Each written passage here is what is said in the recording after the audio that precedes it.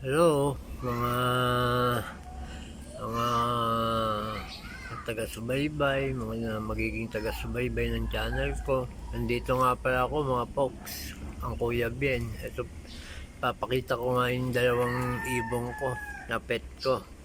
Yung isa si Azul, ang pangalan. Yung isa naman, pangalan naman Berde. Kasi kulay berde at kulay asul. Nabil ko nga pala to sa amo ko. At ito nga pala, siguro mga 2 months na sa akin itong dalawang to. At masasabi ko lang, nakakatawa sila tuwing umaga, tanghali, gabi. Kasi nga mga pets. At isa pa, hindi naman ako mahilig sa mga dogs. Nagkaroon na ako dati ng alagang dogs pero hindi ko talagang magustuhan ng dogs. Yung bata ako, ang alaga ako, kalapate. Ngayon, ito naman, parakit. Kaya nga mga guys, kung gusto nyo rin ng mag-alaga, mag-alaga kayo.